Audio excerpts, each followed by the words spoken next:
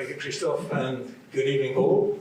And on behalf of PYA, a very warm welcome to speakers and guests.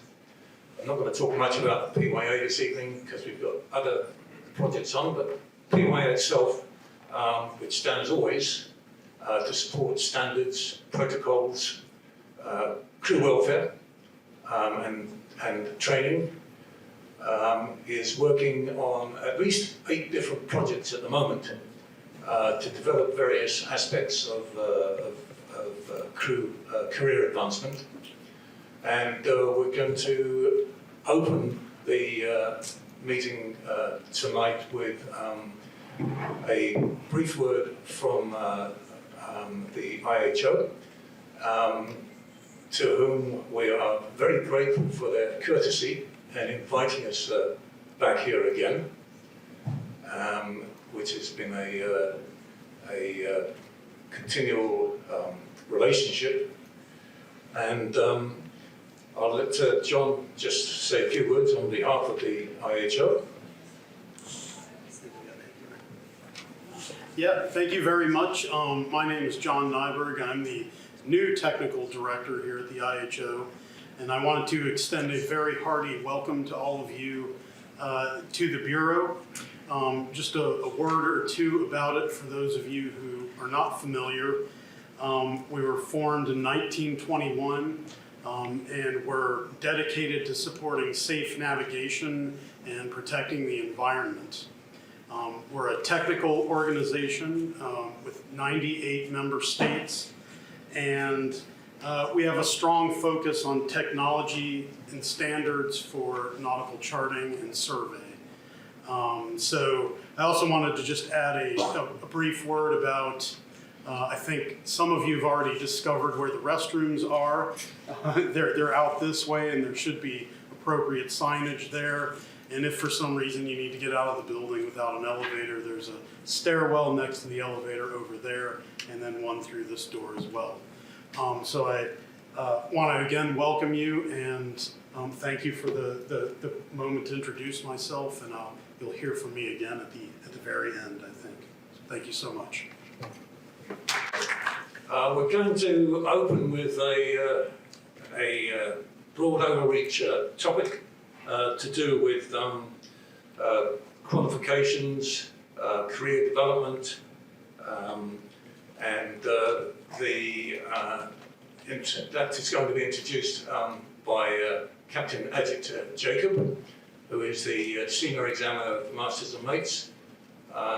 Once he came into that role just a few years ago, he very, very quickly made himself conversant with the peculiarities of the yachting sector, and has been generously inclusive of the PYA in all discussions regarding training matters. So thank you, Ajit.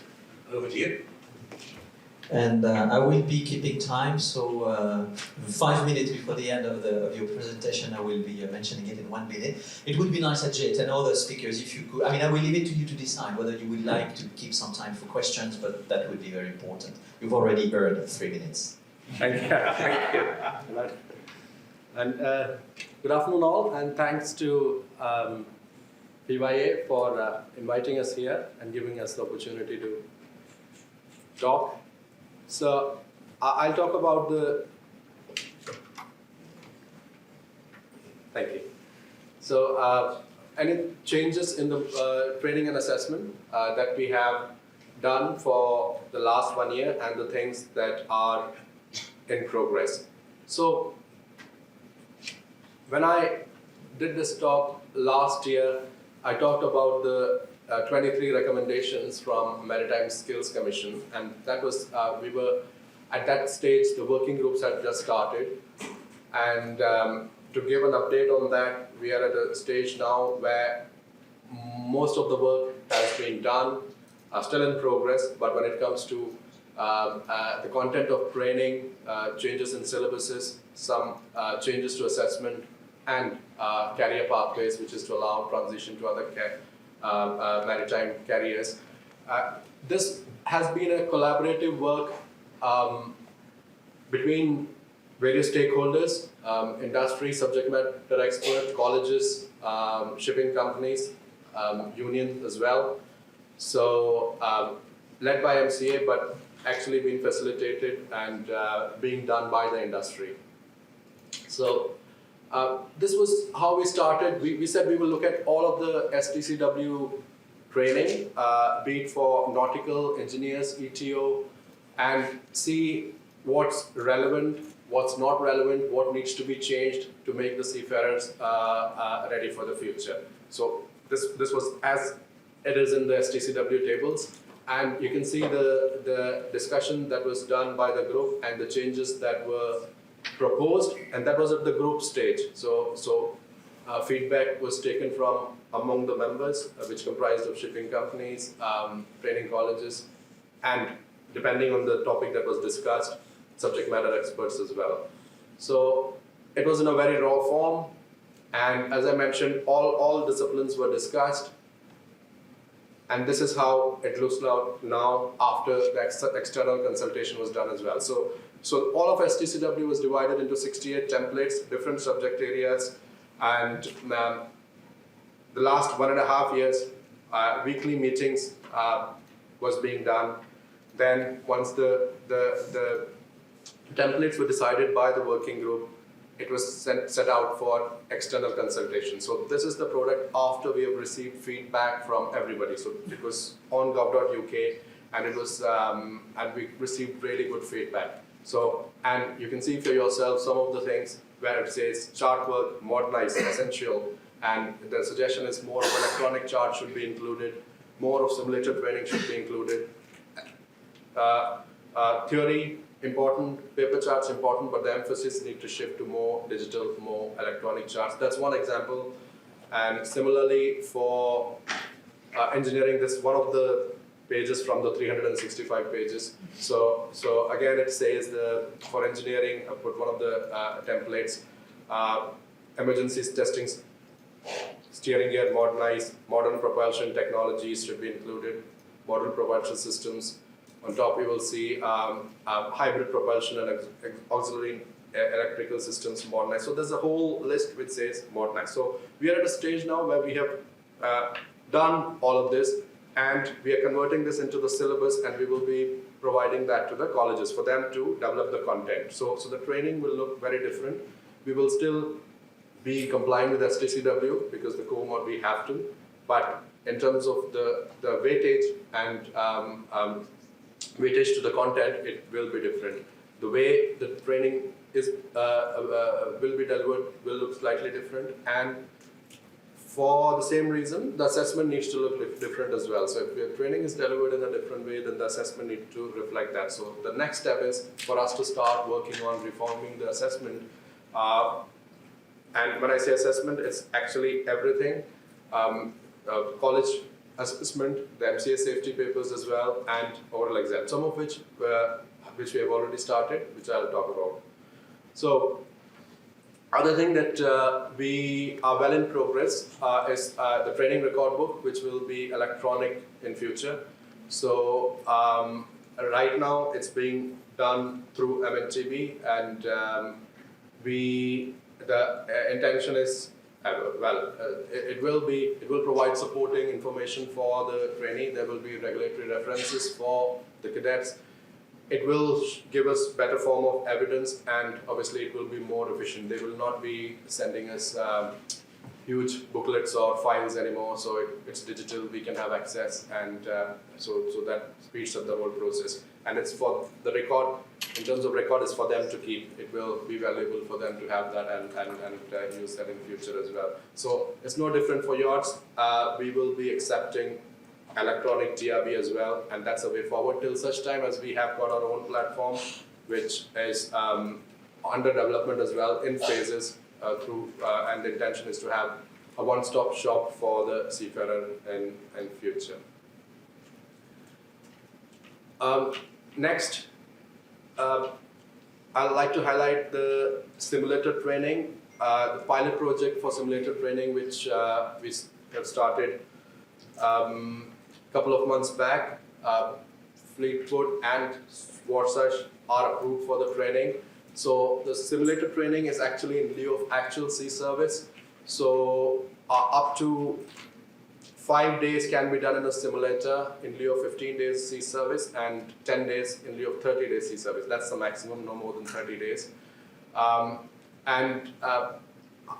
don't think why that should not be applicable to yachts as well. So the intention of providing for simulator training was, if a seafarer or trainee felt that during their sea service, be it 36 months, be it 12 months, they're not comfortable, that they've had enough experience on the bridge, the simulator training gives them an opportunity to be in situations where which they will be when they get their COC as an officer. So it's realistic situations, scenarios that are done in the simulator, emergencies, search and rescue, etc. And gives them a good opportunity to do that in as realistic environment as possible. So, talking of assessments, we have, for Officer of Watch Unlimited, we have now split the exams into two parts. For part A is a fully proctored, non-face-to-face, and well, it's proctored digital exam which they have to take. When they pass part A, then they do a part B, which is reduced, which is a face-to-face in front of a surveyor. So the intention was to have standardization, and for best use of surveyor resources and the seafarer's time as well.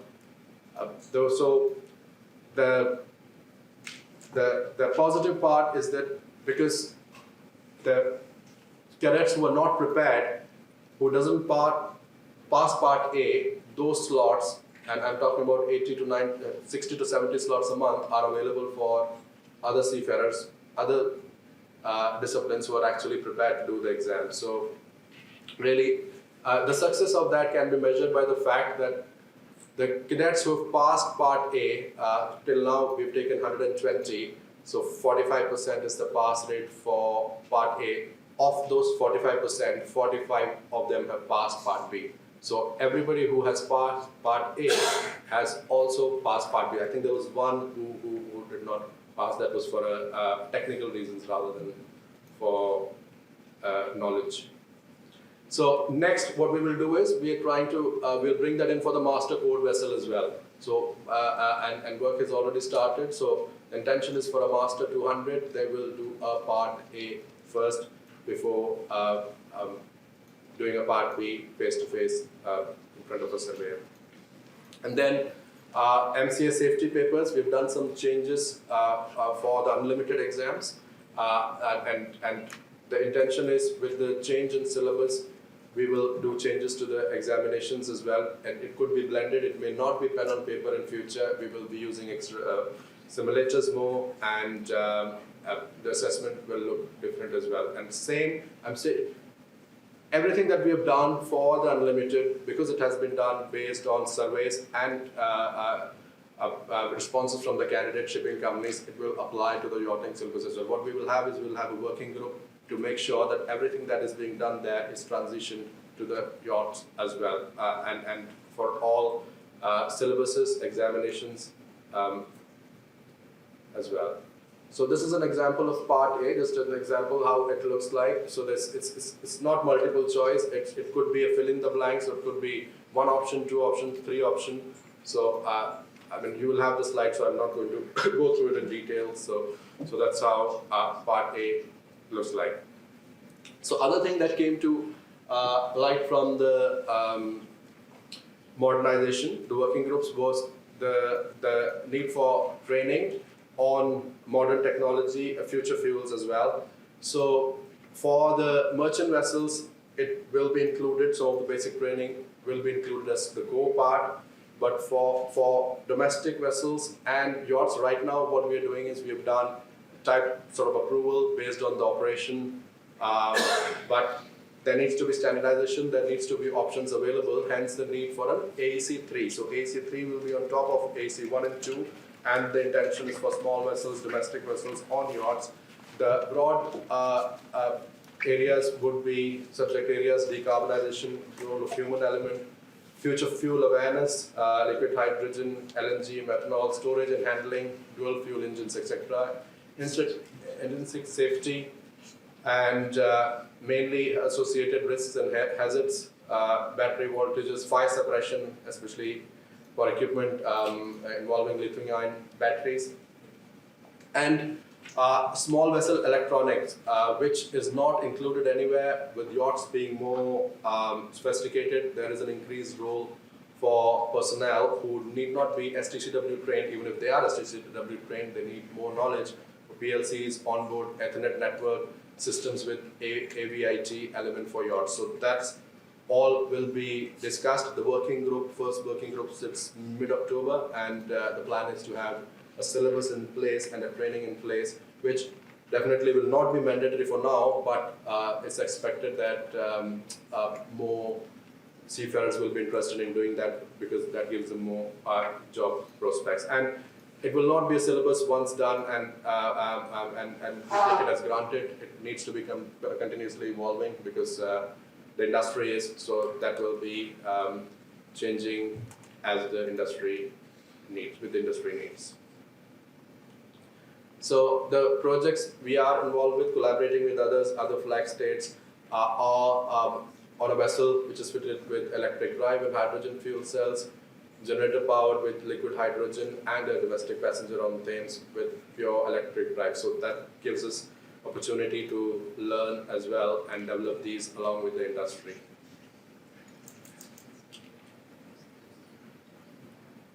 So other thing that we are doing is for the Master 500 under restricted route 2x3 near coastal. Right now there exist many pathways, different pathways for yachts, for workboats, for tugs, for fishing vessels, government patrol vessels, and there are different routes. So the intention was to always standardize that, because the principles are the same for that to be used across many sectors. So syllabus for that has been agreed. The sea service requirement have been agreed. So examinations agreed as well, because industry wants it front loaded, i.e. all the theory part, study part needs to be before up to master, i.e. all the theory part will be done first, and thereafter they go for officer of watch exam, sea service, and then a master oral exam. So there will not be any theory before the master oral exam. So how it will look like is the exam, the theory part, college part would be flexible based on how the candidate wants to do it, be it part-time, blended, or in a classroom. Written exams, practical, online platform, be it simulator, etc. That's college assessments. Then we've got the MCA safety critical papers, again will be reviewed, and it will be blended sort of exams, navigation and stability, and the oral exams which I had mentioned. The intention would be to have a split oral exam to ensure consistency. What I did not mention about oral exams is also that the oral exams now are not fully recorded. All oral exams are recorded unless the candidate says that they don't want it recorded. So if at all the candidate is not happy with the outcome, there's an opportunity for them to challenge that, and us for them to look at the recording and decide if the result need to be changed. So that has been in place since February, and all of the exams since then have been are being recorded. It gets deleted after 5 working days, no, 10 working days. 5 working days is when you can actually appeal. It gets deleted from the system soon after to comply with the requirements. So next thing to mention is the comprehensive review of STCW. So that's in progress now. The correspondence group has given the report. There are 22 areas that's agreed as specified for review. Some of the key ones are emerging technology, digitization, use of simulators, mental health, seafarers, Chapter 7, alternative certification, watchkeeping, cybersecurity, and addressing outdated training requirements. And And I'm proud to say that with our collaborative approach with our stakeholders, we have done most of the work through the review and the CTM training and modernization project, and we have done a paper for IMO, which is a template really for that to be followed, so that all the changes that were suggested to us will be seen here as well in IMO. So because there were stakeholders involved, other member states involved as well, so we expect that that template would be sort of accepted as a standard template when the full review happens, and we'll be in a position to contribute. So another important thing, the working group also looked at not just the seafaring qualification, but over and beyond. I won't say over and beyond, but if somebody were to transition from a seafaring carrier to a shoreside carrier, to provide opportunities for that, and that could be due to personal reasons, could be due to health reasons, and provide them all the information in one place as to if you join as a seafarer, doesn't matter if you join the yachting industry or on an unlimited route, what are the opportunities available for you within the maritime industry for you to transition. So the work is in progress. The consultant, it won't be a final piece of work. The consultant will complete phase 1 of the work, and to provide for all those areas, harbour master, pilot, your chartering industry, insurance, etc., which are available if they start as a seafarer and want to transition to other routes. So again, that will be available on a public domain as well once we get it. One more thing I wanted to mention was, which is not included in this slide, is the manning for yachts. We have recently come out with a manning table for the under 500 and 500, more than 500 yachts as well, which is on gov.uk. I will add the link here. The link is not here. I'll probably add the link, and in the future we'll produce that as an MIN so that there's awareness as to what the manning table, the expectation of the manning table is. So everything that I've said, the links for the survey are here. That's the result from the STCW survey which we did in 2020, where the seafarers had said that we need a change. Thereafter, this is the consultation report from all the modernization work that has been done and the report from each of those templates. So it says 5th group of consultation templates, but if you click on the link on the left hand side, you will see all the groups of templates. That's 8 in total, 8 each having 7 or 8 templates in total. So there are 68 templates in total. So you will see why the syllabus have been reformed. It's based on what you have said, the industry has said. So we have done a lot, but there's a lot more to do. And as I said, it's not, I'm proud to say that this is a collaborative effort which is done by working with the industry, for our seafarers, and future we'll do the same. We'll engage further. Please do contribute in any possible manner, and that would be the expectation, so that we can do as good as possible for our seafarers. And thank you for listening. If you've got any questions, more than happy to answer. Thank you very much, Ajit. Well, actually, you did very well. You actually have 10 minutes for questions. So, any questions for Ajit? If you could please maybe introduce yourself and your affiliation. So over there. I'm going to be running. Hi, I'm Laura and I work at UKSA on the Isle of Wight, so we're one of the biggest training centres worldwide for RIA training and MCA training. And a lot of our candidates are working towards their OAW 3000, and we've been getting questions about whether they'll be getting a Part A and Part B exam at any point in the future, because they've obviously seen that some of the unlimited people start doing that. So Officer of Watch 3000, not yet. Okay. So I mean, as I said, the next phase is for the Master 200, and thereafter we'll transition to other exams as well.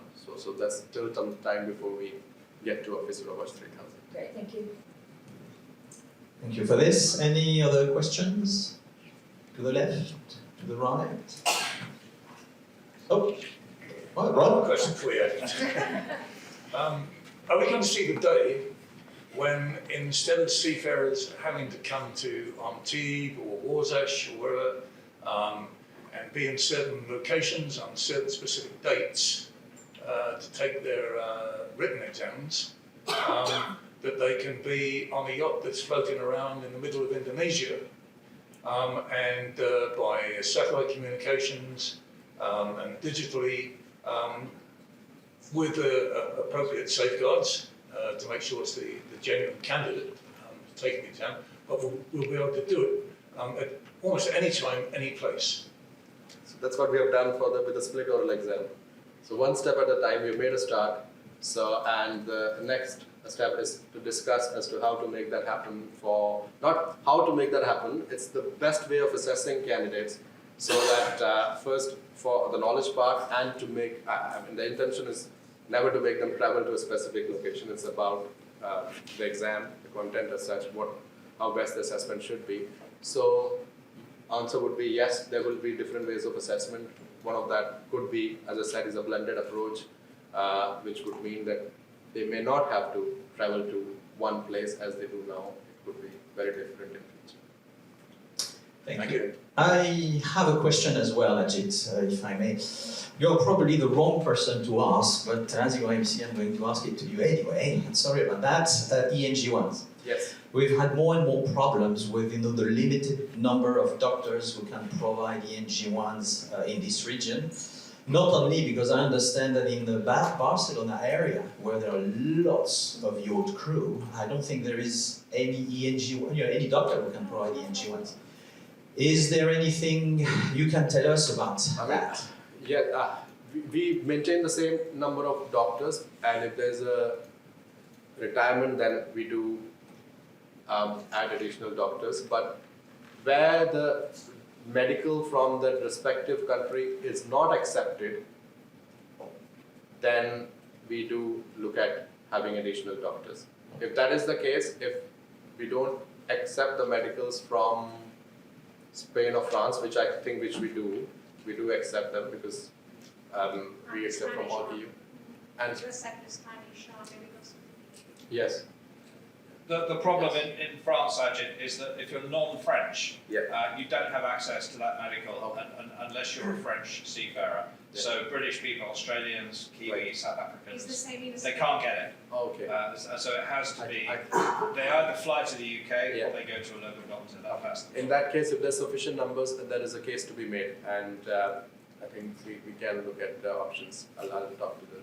And that was John Wyborn, who's very good at hijacking conversations. Hello everybody, my name is Tim Aladdin, yacht manager at Large Yacht Corp.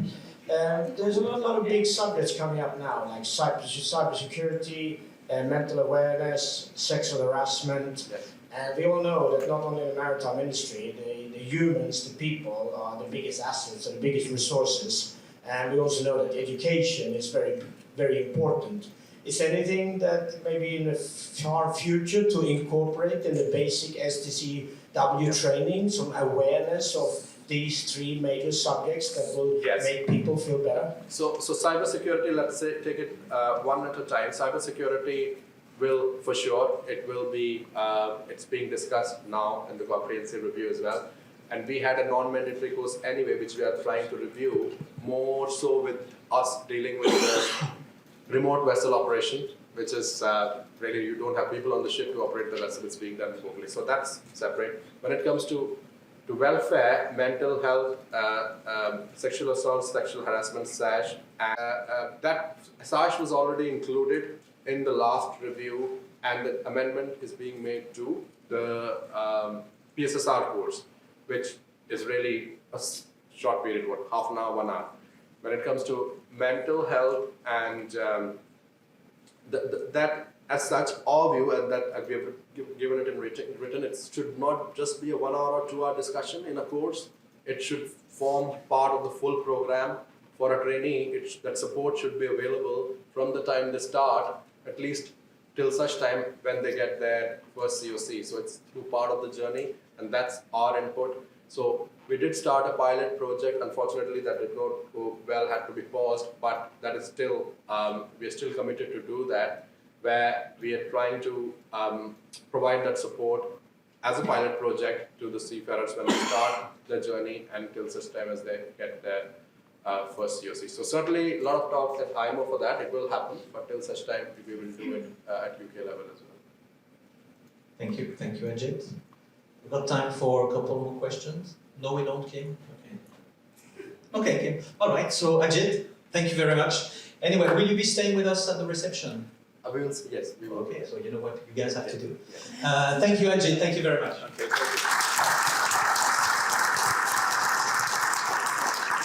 you.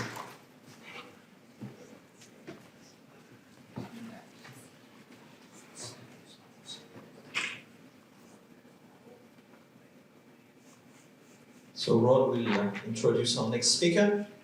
And the next None other topic actually follows closely along with what Ajit's been talking about, which is what's going on in the schools and the training centres at the moment and what's going to happen next. And we're going to hear from John Wyborn, who is president of MELA. He's also a PYA director. He's on boards of other bodies which are involved with training.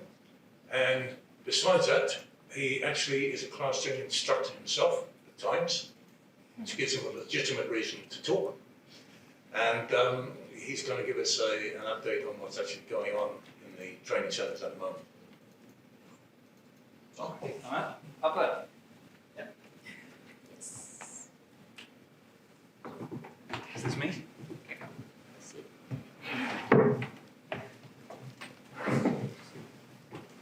Good afternoon, everyone. Can you hear me okay? Now you can. Yeah, good, thank you. So, I want to talk to you about an organisation called IAMI. It's a really boring name for quite an important organisation. IAMI actually stands for the International Association of Maritime Institutes. Sorry, it's a boring name. We probably ought to do something about it, but it's not a boring association because it has quite a lot of effect upon the lives of seafarers, not just yacht crew, the lives of seafarers on every type of ship that flies a red ensign. So it is. I don't even know how long it's been around, but it's been around a long time.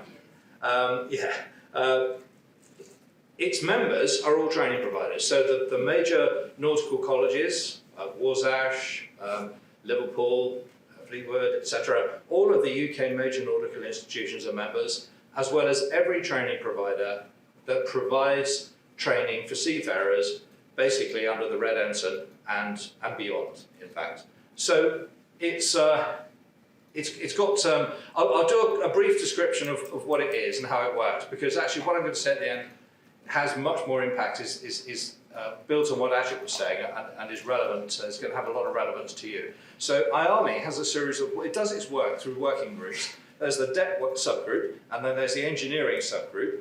These are for unlimited master mariners and unlimited chief engineers and all of the levels below that. So these deal, Ajit was saying earlier that they listen to industry. They don't just listen to the training providers, they listen to vessel operators, the Chamber of Shipping and everyone, but it is an important part of the liaison that the MCA carries out with the training industry. So the deck and the engineering subgroups, they've been going for a long time, since Noah was a cadet. So it's a very, very long established tradition, but there are two subgroups which are much more exciting. I'm not saying that the deck and engineering subgroups aren't, but the two subgroups that have a lot of impact on us.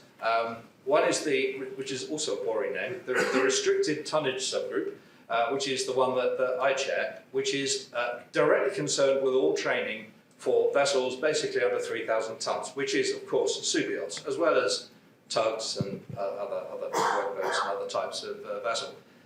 So I run that one, and in a minute, when Joey comes up, she'll talk about the guest.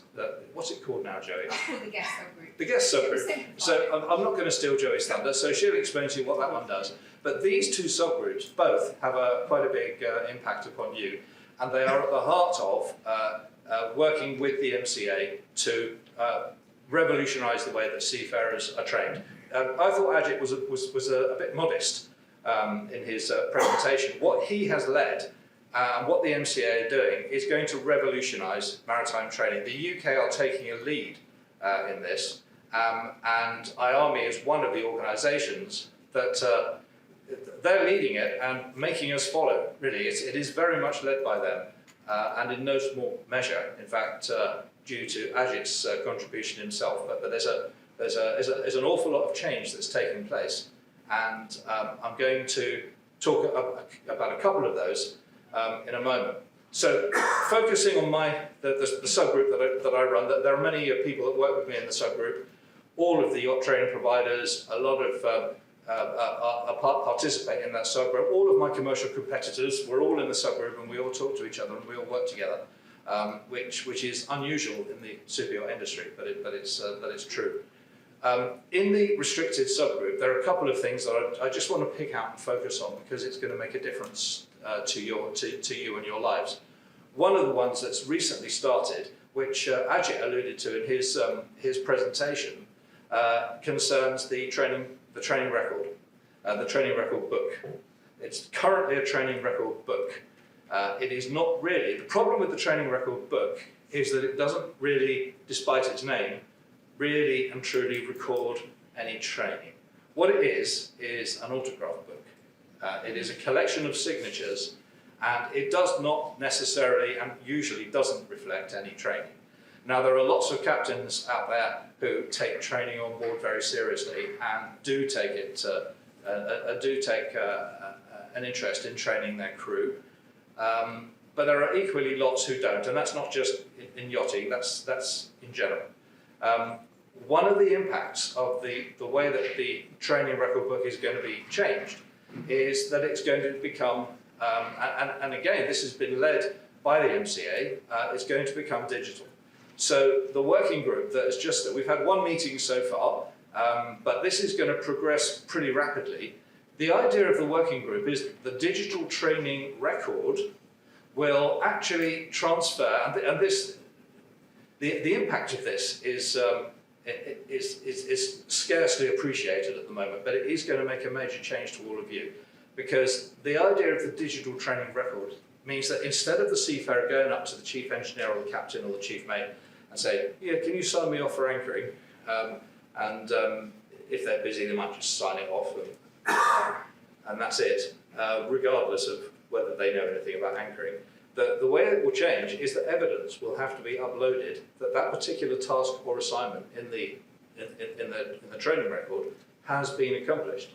So it won't be a signature. It will be an uploaded video, or it will be an uploaded explanation, or it will be an uploaded document, or an uploaded diagram, or a voice file, because we can all do all of those things on our phones now. So the onus will shift onto the seafarer not to get a signature, but to actually learn something, provide evidence that they know it, and upload it through their phone to the app. Now, that is going to shift the focus from everyone thinking that it's the job of the training providers to provide the training to a mindset where actually it's the job of everyone to provide the training. We provide training which is controlled by the Maritime and Coast Guard Agency, but actually everyone is going to have to take part in this training mission that we've got. Because seafarers now, this is why it's not only going to impact junior crew, it will impact senior crew as well. Because they won't be coming up to you and asking you for a signature. They will be asking you how the bilge pump works, or how to, they'll be asking you permission to video themselves operating the emergency fire pump. It will actually involve you. The pressure upon you will be to actually show them how to do stuff. So I'm sure a lot of people are doing that already, and that's great. But the fact is, a signature, it may or may not mean anything, but an uploaded evidence to show that somebody can do something or can understand something is going to be what it's all about. So that is going to fundamentally change our whole approach to training. And that is going to hugely help those of us who are training providers Because if actually the tasks and assignments in the training record were properly accomplished on board, the students will be much better prepared when they arrive in the classroom. I'll be careful, this is one of my hobby horses, so better be careful, otherwise I'll go over my 15 minutes and Christoph will shut me up. But You've got 7 minutes. thank you very much.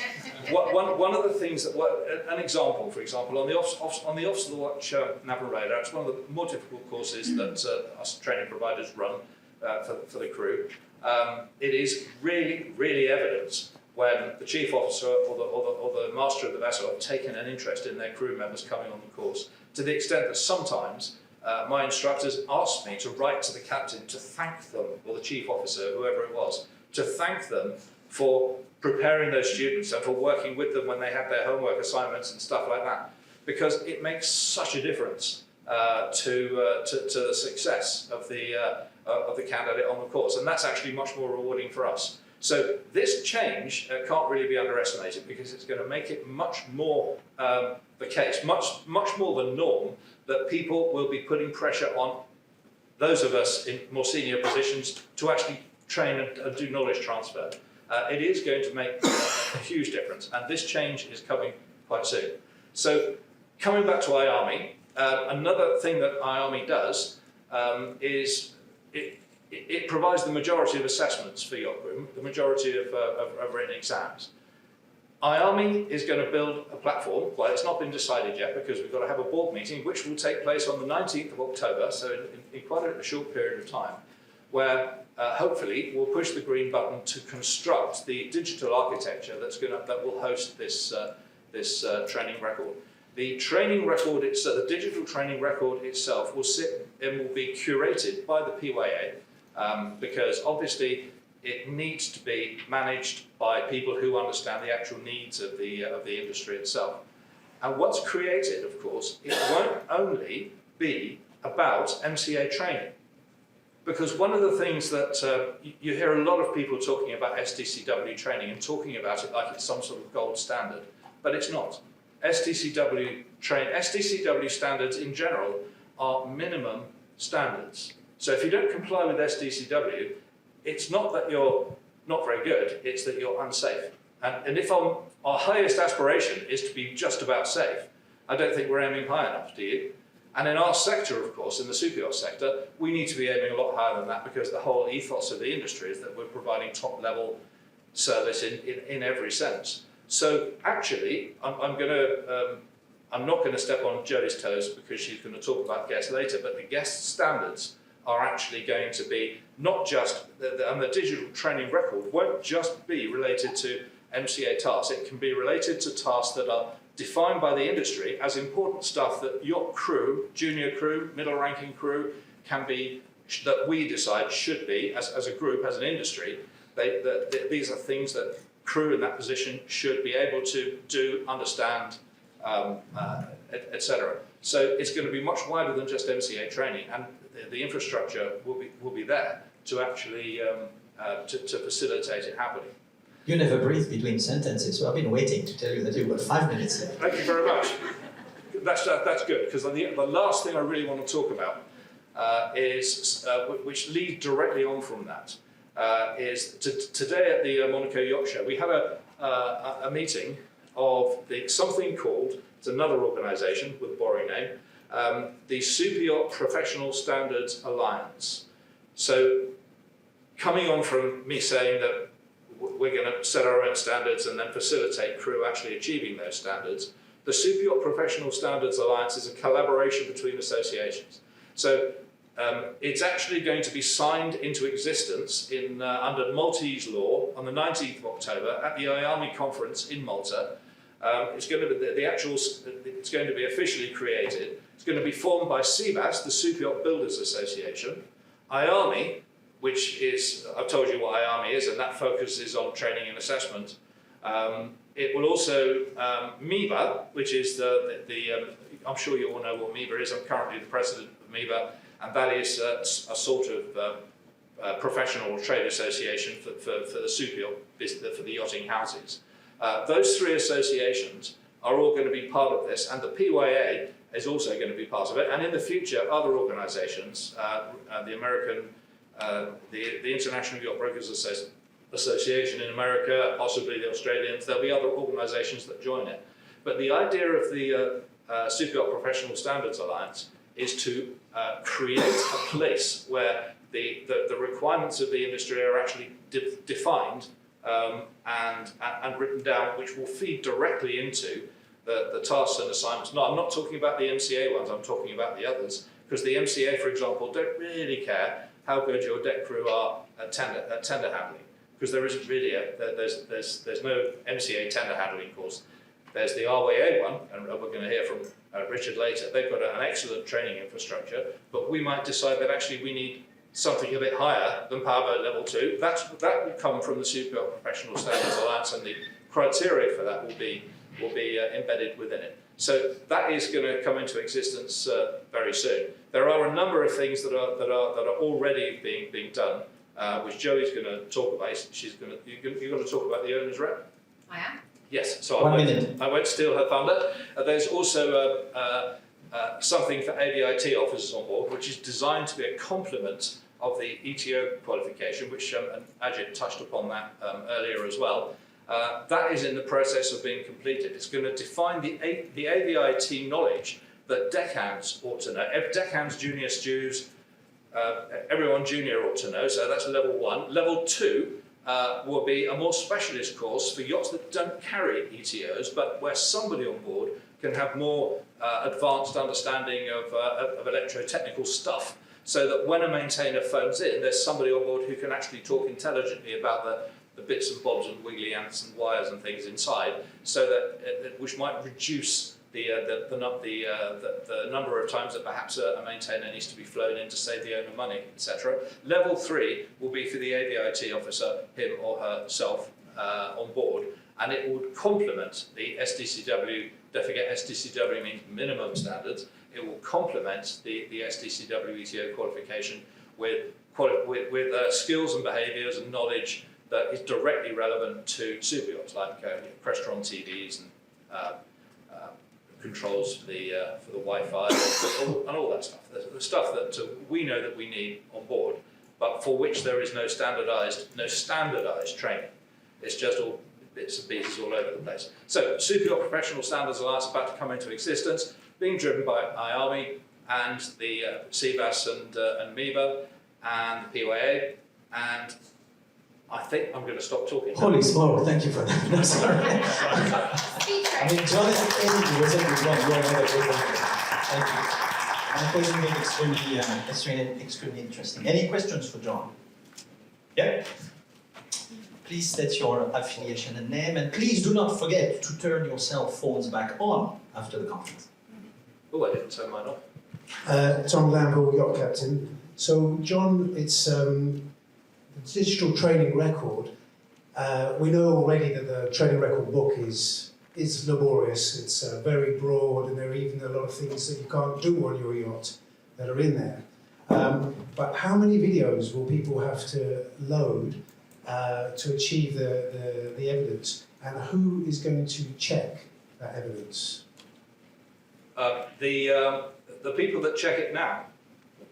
So on board, if it doesn't have to be a video, there's all sorts of, it all depends on the task or assignment, and of course we're only in the very, very early stages of defining this. What we've done is we've taken the old TRP, thrown it in the bin, and we're not looking at it again.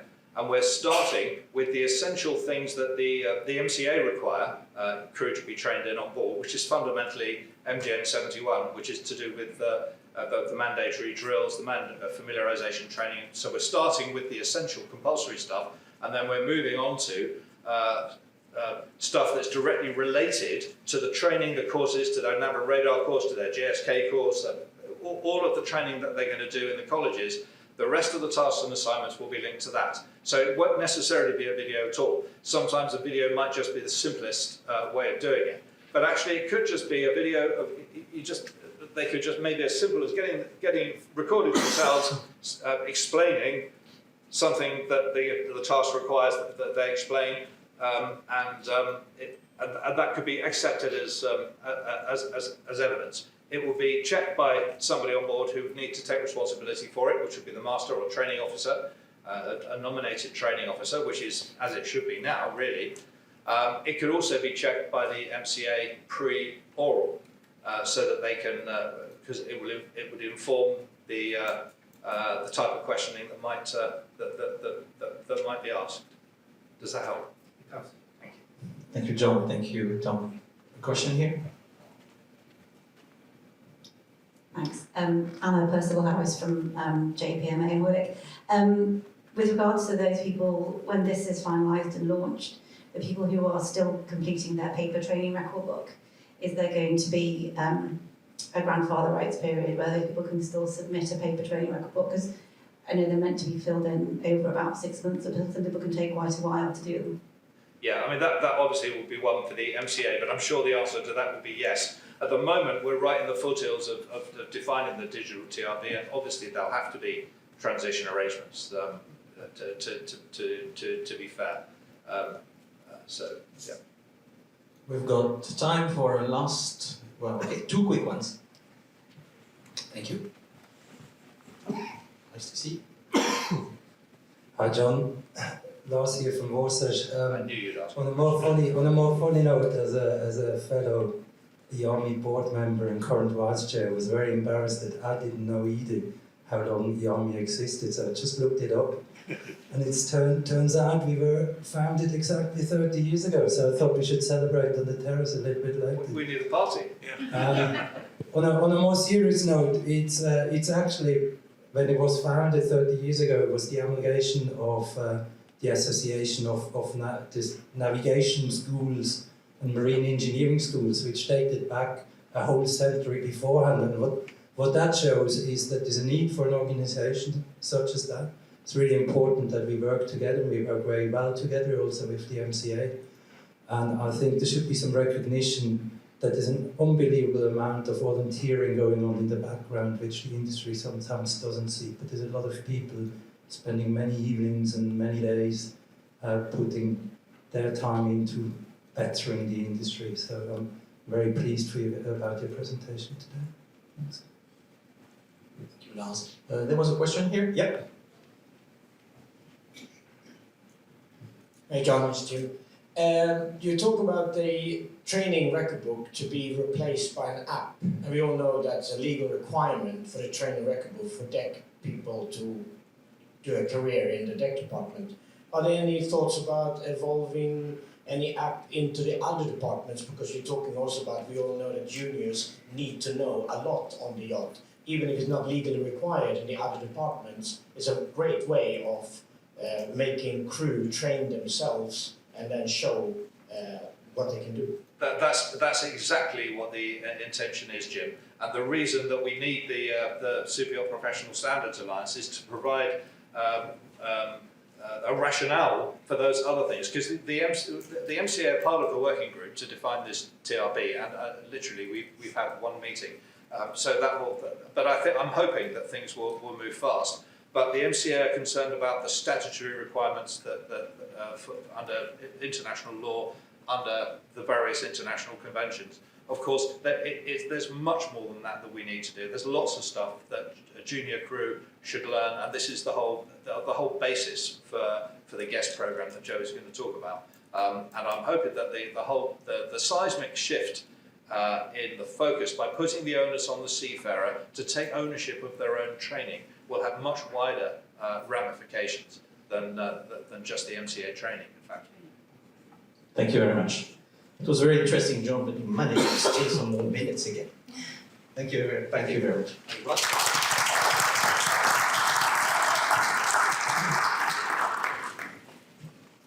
Following on the general subject of non-mandatory industry-driven training, we're going to hear next about what was the guest program, and we probably all know that started off to do with interior training, which has since become the gold standard for crew interior training, but has now evolved.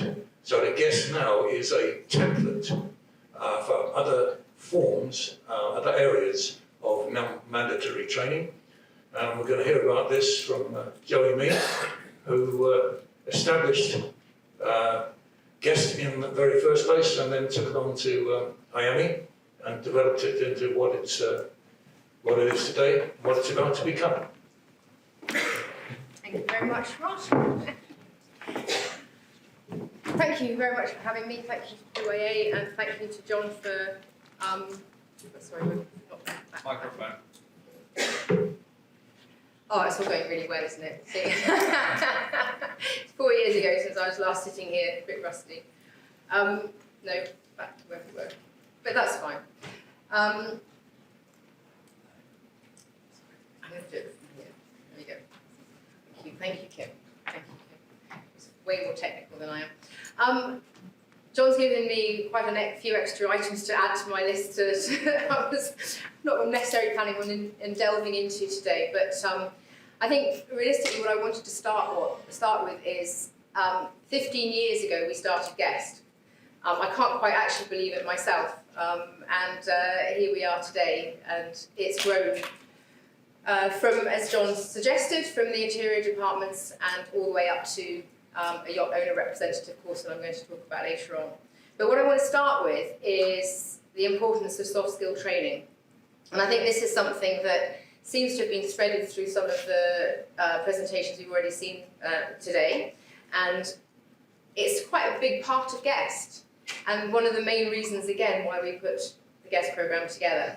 But I wanted just to start off with, well, what is soft skill training? We talk about it quite a lot. We talk about the skill sets we require from the industry. This is actually a short list, and I just picked out as many as I could think of that may or may not be relevant to our sector, not just on board but ashore as well, by the way. And obviously sort of a few of the way that we describe these skills, power skills, common skills, etc. I think you probably agree that this is probably quite relevant to our industry and actually for everybody that works in any sort of company, corporation, and particularly I think for people who work in a steel hull that floats, that can't really do much other than live with each other, work with each other in quite stressful conditions at times. These are skill sets that people need to understand, behaviours that they need to learn.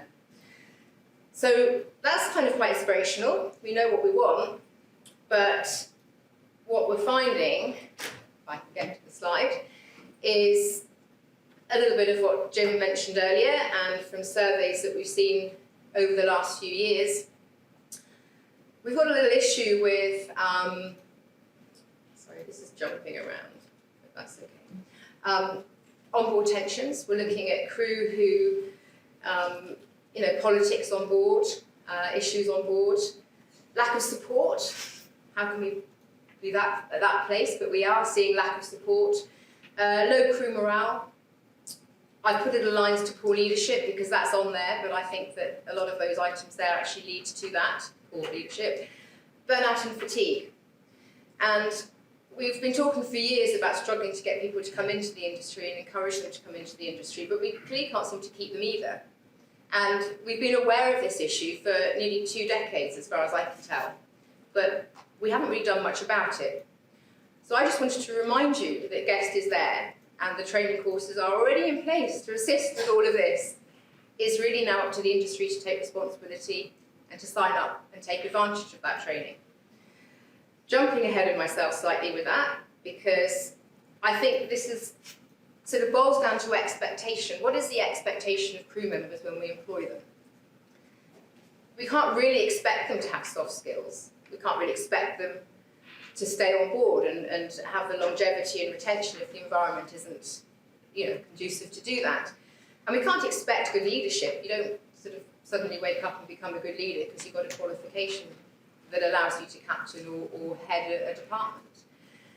And I think it comes back down to the willingness of this industry to accept an industry standard with regards to core skills. And I think this is something that is a hot topic at the moment. It has actually been a hot topic for quite some time. But I just wanted to sort of introduce or reintroduce where we were with the programme that we've been running. Struggling with this, maybe it's good. And it's all about transforming where we want to see the industry. We are all responsible for what happens now. Well, the decisions today will directly impact the next decade and the decade after that. And considering that we started Guest 15 years ago and we've been talking about crew issues for 2 decades at least, it's quite quick 10 years, scarily enough, but it is. And we don't really want to see the same problems now in 10 years' time when we know we can do something about it. So it's a matter of changing the culture, changing the way that we think. We need to start encouraging that professional development for individuals. We need to empower people to become good leaders. We need to give them the tools and allow them to inspire and be good mentors and role models to our junior crews. And that's leaders in all departments, whether you're a head of department or leading one person in a team, it all matters. And as an industry, I think we need to remember to value our crew members. We need to attract them in, we need to develop them while they're here. We need to inspire them with confidence, training, vocabulary that gives them that inspiration, and we also need to retain them. And I think we have a lot of quality crew leaving, which is sad. So I'm going to get to the point in a minute. Just need to move this along. There we go, industry led. We are all the leaders for the future. That's what I'm going to try and get to. We need to safeguard the future of the industry. And I know many of you in this room. I've seen you for decades or years, maybe some of you much younger than that, so maybe not decades, but nevertheless, you've been in my life for a long time, and you know that I've talked a lot about how we as an industry have a responsibility. But I think the time is really now to start changing. There are lots of changes, as you've heard. There's lots of movement with updating, whether it's technology, whether it's onboard training more specific to our environments. But we need to remember the soft skills as well. Technical skills are great, but you have to have the soft skills to go with it. It's actually equally as important. So that's why we developed Guest. And this is something that, as John has said, 15 years ago we started with the hospitality, and we are currently now looking at a lot of crew coming into the training that includes captains, engineers, heads of department, chief officers, and for many reasons. But we start with the entry-level crew, and I think this is where the essential side of this comes from. Jim earlier talked about crew welfare. We teach this right at the very beginning in the Introduction to Yachting and Yachting course, awareness of.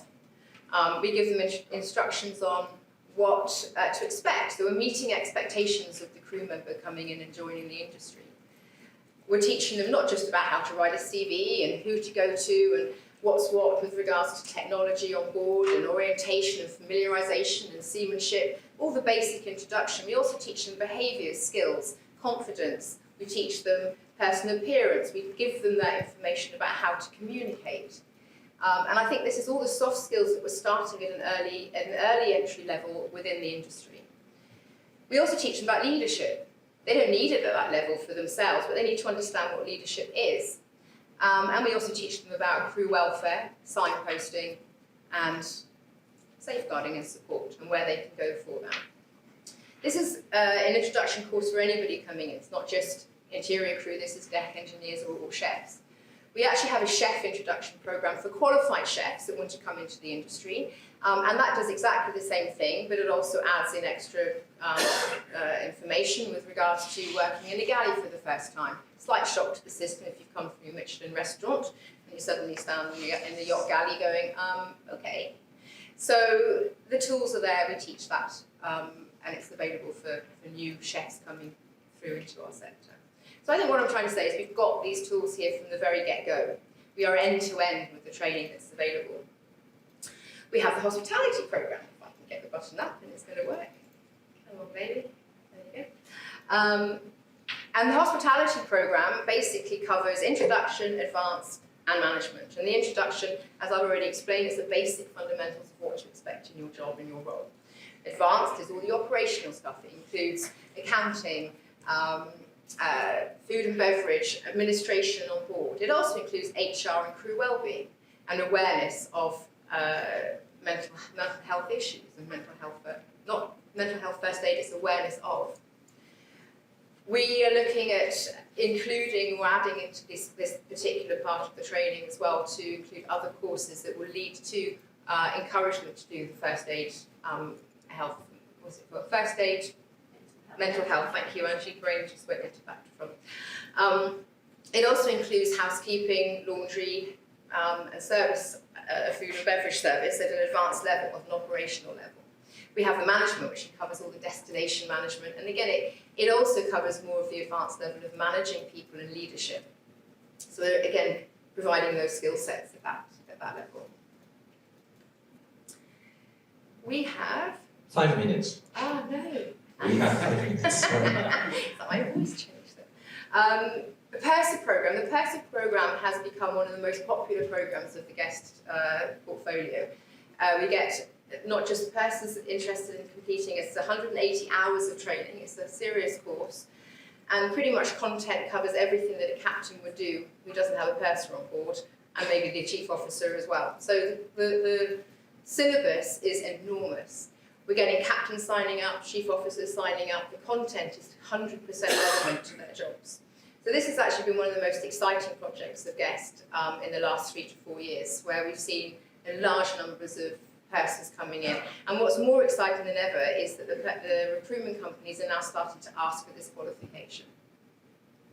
The PYA program leads to a certificate of competence. So if the PYA program is completed and a leadership program is completed, the individual crew with the right sea service or maritime service can apply for a certificate of competence, a PYA COC, which is giving another level of value to that qualification to the yacht and the individual that's invested in it. We also have, do I get extra time because this is taking longer? We're starting already though. We also have the administration program, which is really based towards HODs on board, covering yacht accounting, human resources, crew well-being, and a leadership training course. So it's just a program that can be completed in a short period of time that gives those skill sets. Much of these skill sets, although there are some technical, mainly it's all soft skills. Last but not least, no, we've got 2 more to go. Leadership, we've got 2-tier leadership, foundation and advanced. And again, this is not just turn up, do a course and leave and you're suddenly a fabulous leader. These courses extend beyond just the classroom or the online training.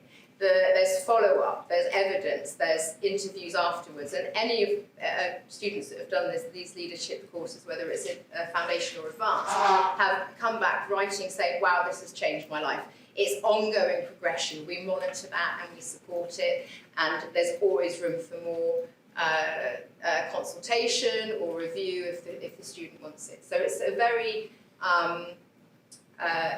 inspiring course, I think, for the individuals that sign up, and the trainers put a huge amount of effort into individuals that are their students. Yeah. The next course, which is the last one I'm going to show you, is the new owner rep course. So this is the owner rep for new builds. We've been working with CBAS on this for the last year and a bit. We've got 4 courses that are part of the full program. The launch date is 2 weeks' time for our pilot course, and I'm not quite sure how we've done it. We've got 30 people signed up to that, and over 90 people on the standby list for next year. So clearly, it's something that people are interested in. It's not mandatory, but it is industry-led, and I think it's industry-led from the CBAS side. This is what the shipyards wanted. They asked us to put this together. There are other things in the pipeline that we're working with them on as well, but this has come directly from their members. They want to eventually phase in a requirement for owner reps to come from having had training or the right experience.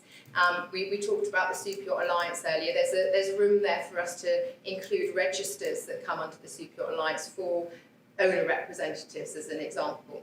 And so this is something we're trying to professionalise that particular occupation, and this has directly come as an industry standard from the shipyard side. And this kind of brings me to my conclusion, you'll be happy to hear, Christoph, is that we are looking to put in place an industry-led standard for training.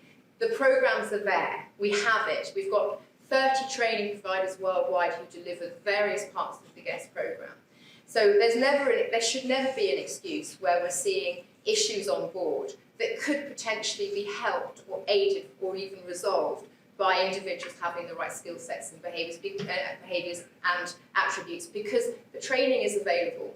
It's up to us as an industry to encourage those people, the young people from now and the new generations to come, to sign up and take those particular courses and training skills seriously. And it needs to become an industry-led standard, as far as I'm concerned, for us to see a happy crew and a happy industry for the future. Thank you.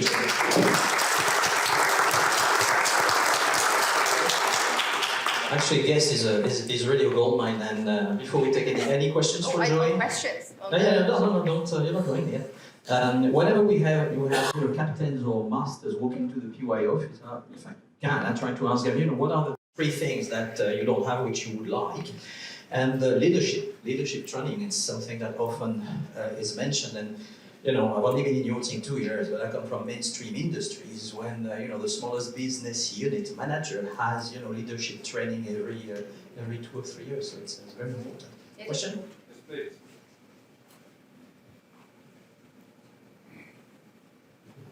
My name's Sean O'Reilly.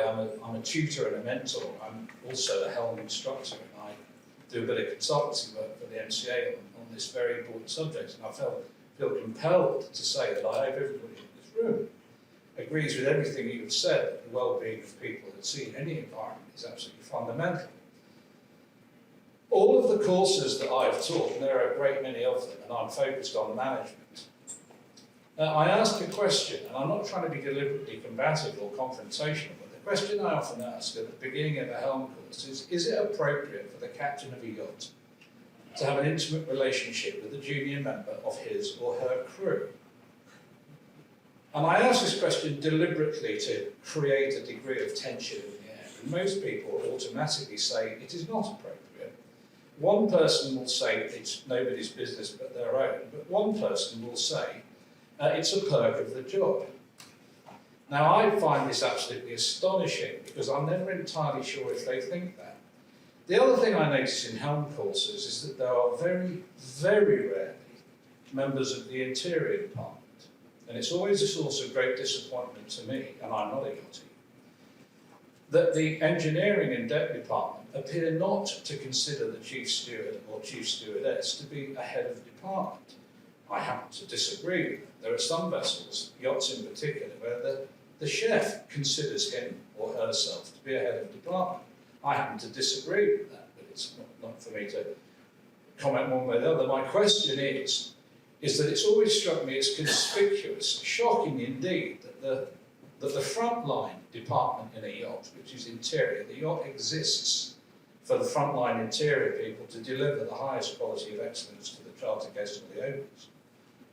Why is it that the chief stewardess doesn't compulsorily attend a helm management course? And I can't help thinking that in this room you've got senior members of IAMI, PYA, your good self, and most importantly the MCA, the power broker. Can I ask, do you think it would be a good idea to sort of get together and formalise the training for helm interior department? I don't wish to, what you're doing of course is fantastic, but I would just wonder, is there no room to make helm course compulsory for the stewards branch? Yes, thank you for your observation with regards to the interior crew and their attendance on helm. To be fair, we did have at the beginning, before we put together the guests in leadership training, we did encourage them to do the Helm O and M and Helm M. Many of them found that the training, that unless they went to a specific yacht school that was teaching yacht crew, that there was little understanding or empathy during the training that related to their department and their environment. What we also found with some of the helm courses, and I think again this is where the leadership that we're teaching with the guest program, and we get a lot of captains and engineers that do these courses as well because they do helm but they want something more. So ours is based very much around the helm syllabus in fact, but we've added a lot more extras into that give a little bit of potentially more onboard support during their first experiences from having completed the course to then trying out and practicing and putting into practice some of the tools and methods we've given them and to learn, to come back and have a second consultation, a third if they need it, and some more training if they want. So it's a supportive training. In fact, Karen is one of our leadership and helm course instructors behind us, and she teaches both. But yeah, I mean, I think I agree with you. I think as a head of department, the chief stew or head of department within the interior should have some kind of mandatory training in that area, but we haven't got that in place. Thank you very much. We've got time for one last question. Well, it was actually an observation, if I might. Just with regard to, Sean, your comments there, Helm O and Helm M have notoriously been taught poorly across the industry, the maritime industry, to be fair. And I think what ideally we'd like to see happen is that we see more deck and engineering coming and joining on these guest programs, because A, they're not compulsory, and secondly, hopefully it's really inspiring them to be great leaders, and that's then the ongoing development that they receive. It'd be lovely to see Helm becoming one of those as well, and I know Ajit is doing a lot of work to morph the Helm moving forward, perhaps not just away from safety, but in addition to safety, to more leadership and the soft and the human skills. But we're not quite there yet, I don't think. Thank you very much, Karen. Okay, Joey, thank you very much. Joey will be staying with us on the rest of the conference for a lot more questions. Well, over to you. We're going to follow up next with more information regarding one of the main gateways into a career of yachting, and we're going to hear from Mr. Richard Falk about the IAA.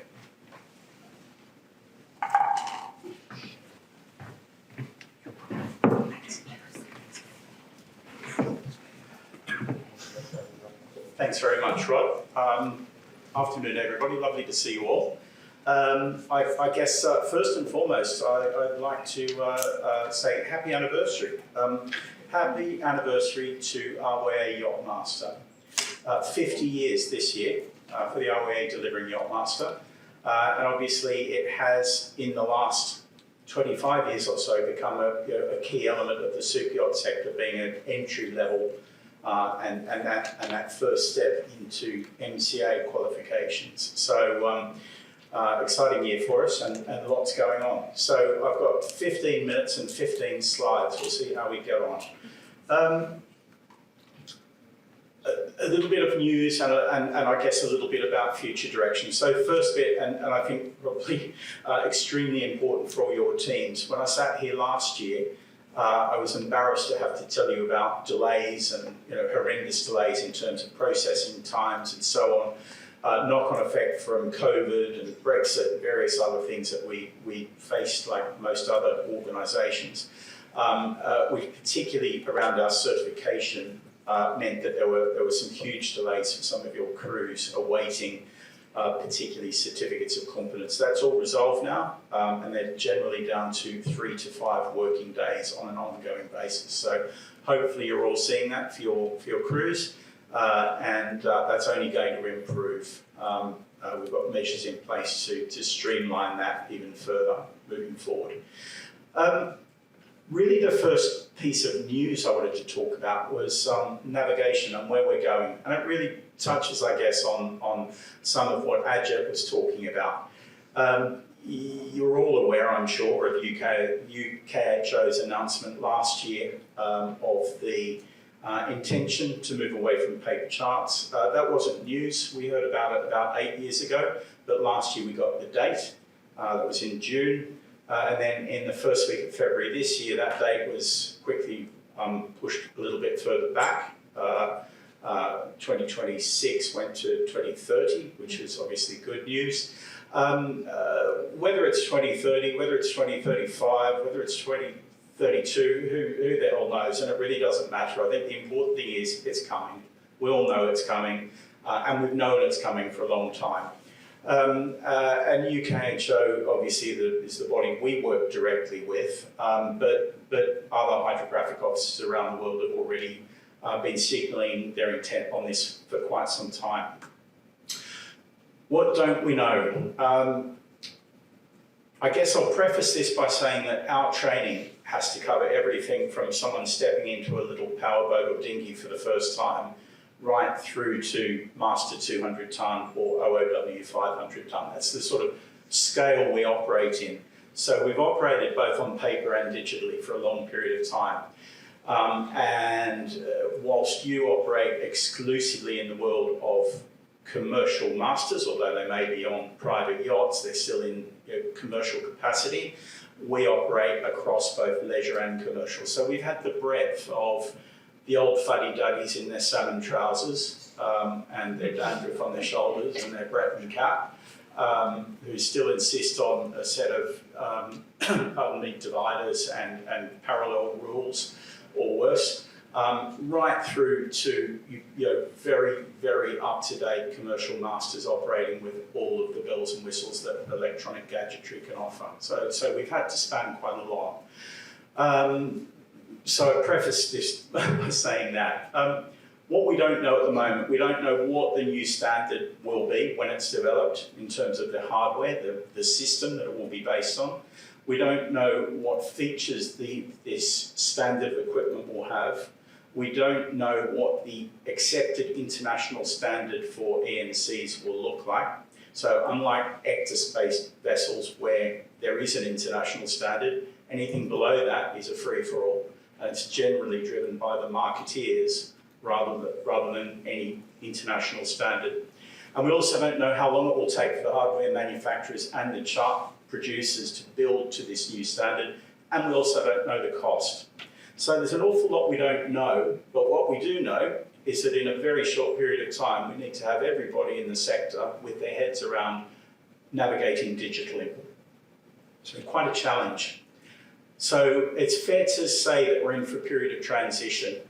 We began this process about 8 years ago. To be fair, we started 23 years ago with the introduction of an RYA training chart plotter, a digital tool, to start allowing students to learn about navigation using an electronic chart plotter. But actually, we really started in earnest about 8 years ago, where we started changing the way instructors taught courses. What we are doing now is actually rewriting our courses, all of our navigation courses, and that process started last year but picked up pace this year.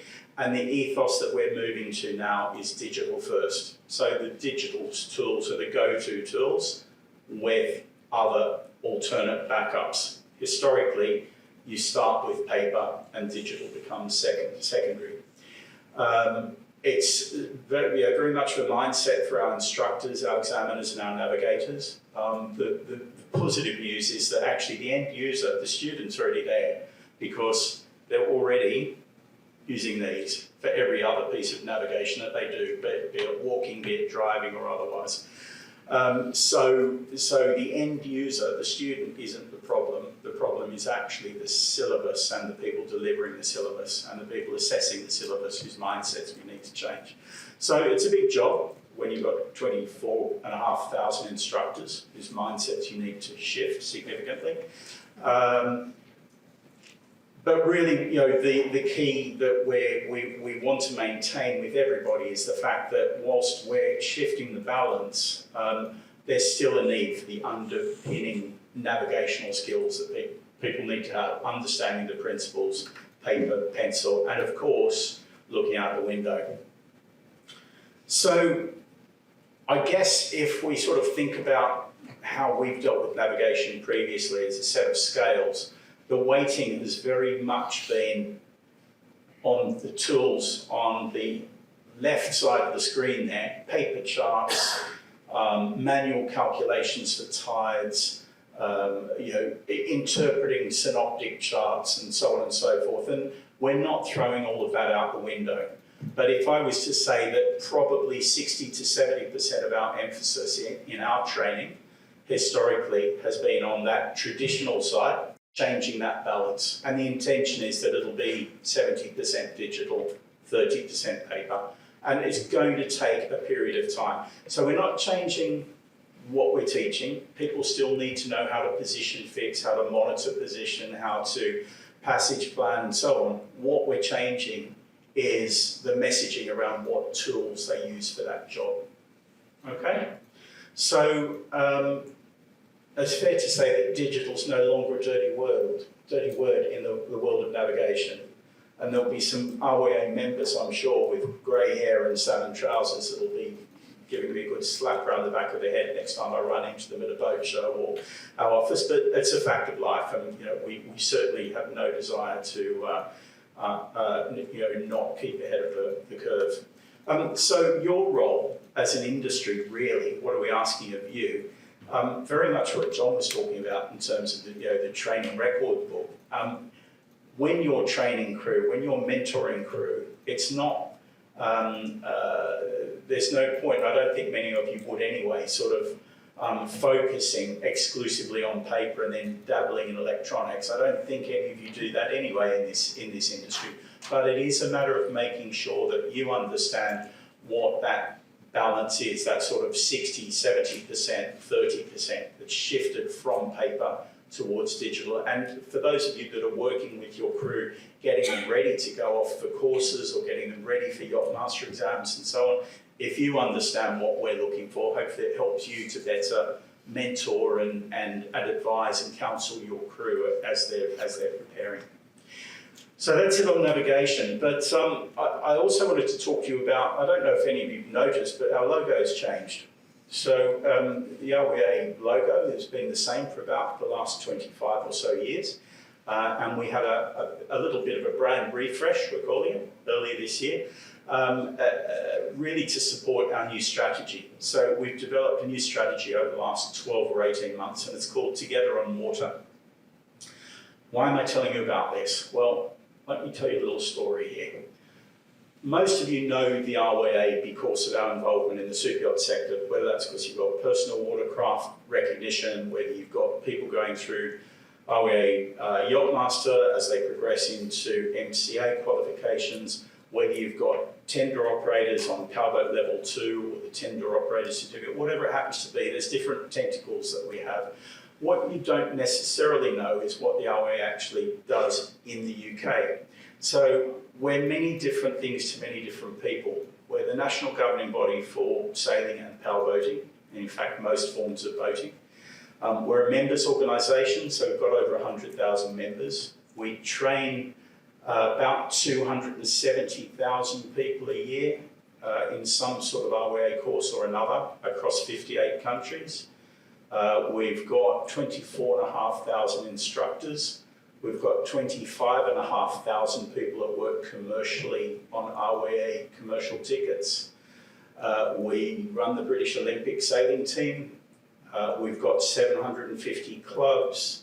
We're engaged with schools. We're engaged with all of the arms of the military. We provide training qualifications to various government agencies and blah, blah, blah, blah. The list goes on. I don't want you to have 5 minutes. Thank you. The list doesn't go on too long, obviously.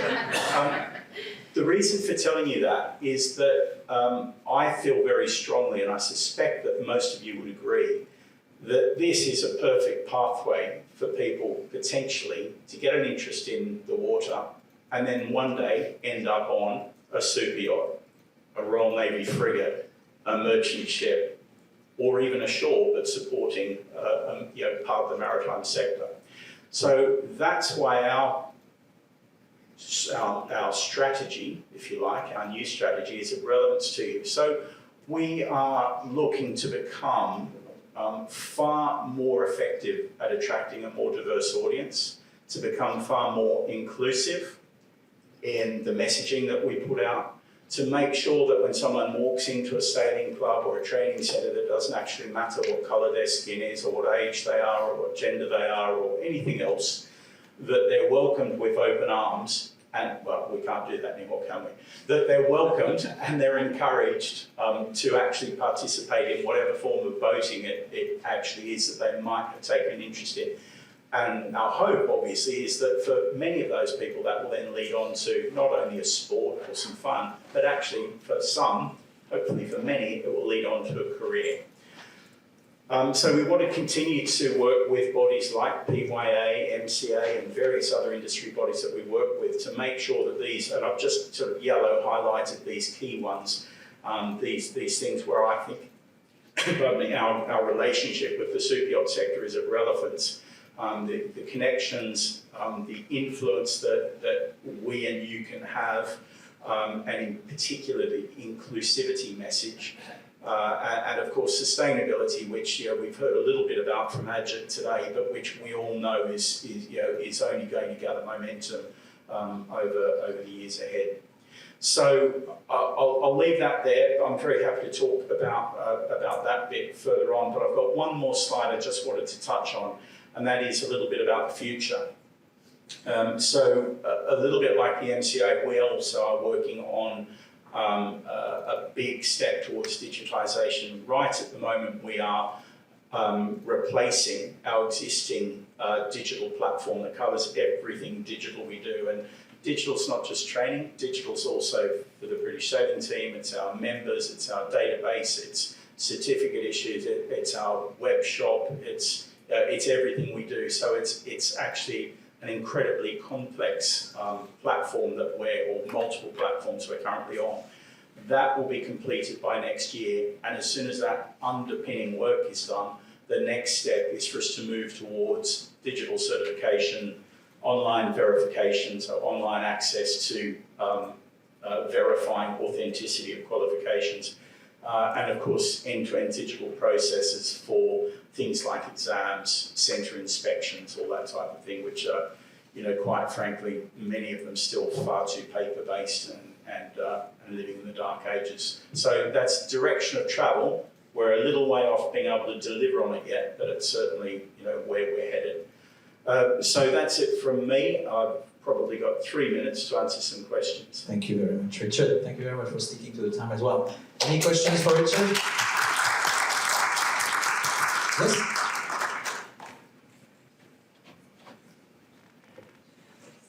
Tom Lamble, Captain again. Hi Richard, so one of the things I think we know it's pretty much a very UK-based organisation where the tide is essential to understand the sea. But young crew members coming to the Med are finding it difficult to get the tidal element of the sea time, and so therefore not having access to RYA training and having to seek alternative training providers. Is there anything that could give them access to RYA training still?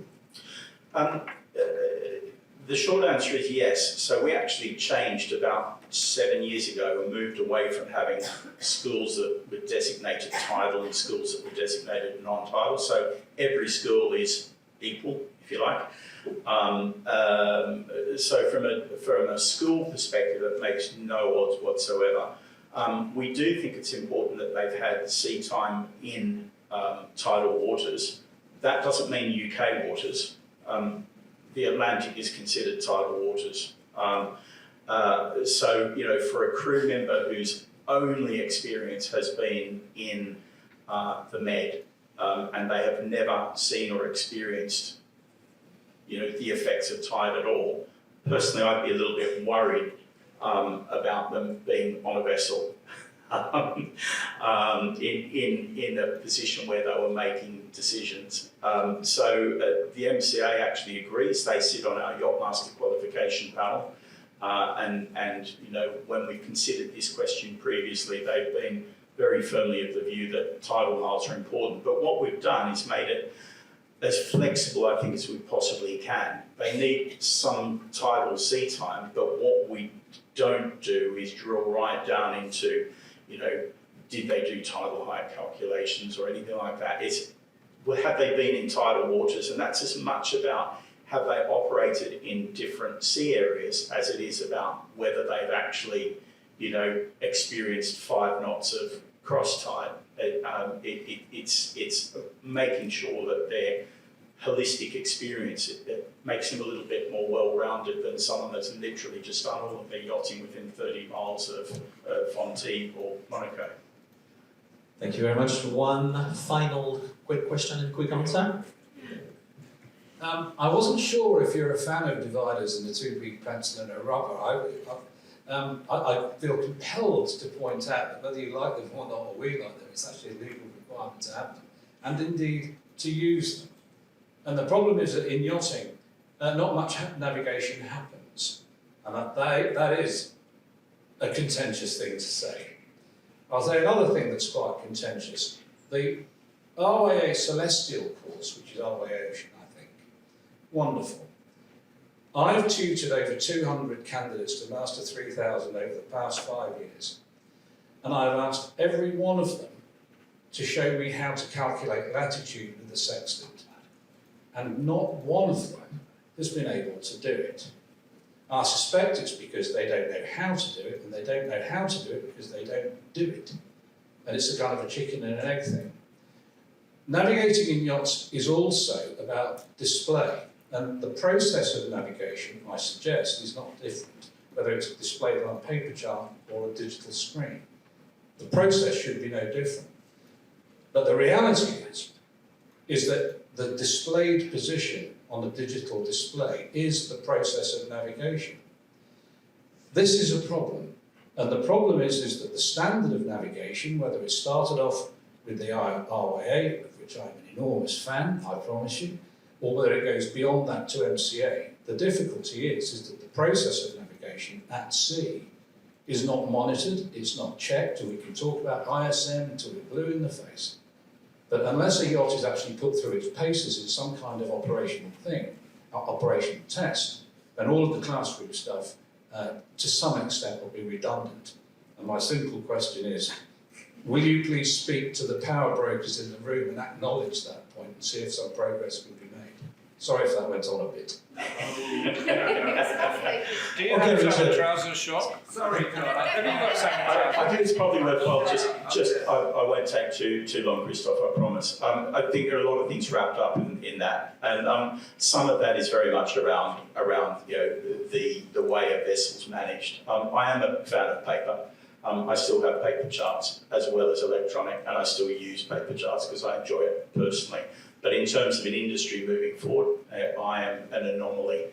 I think your final point, though, which was very much around the habits that are conducted on a vessel. You can teach someone something, but unless that's actually the habit they get onto once they're actually on the boat, they're not going to retain it. So actually, you can teach them very good habits in a classroom, even on a training course, and even assess them in an exam.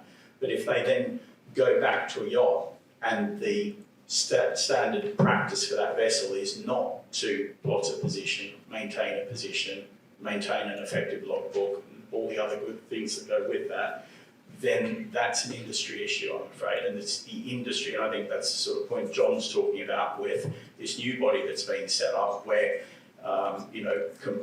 setting something up which is not only compliant with what the minimum standard the MCA requires or IMO requires, but actually what does the industry want as a standard. And I think that's, those are the sort of points that can come into it.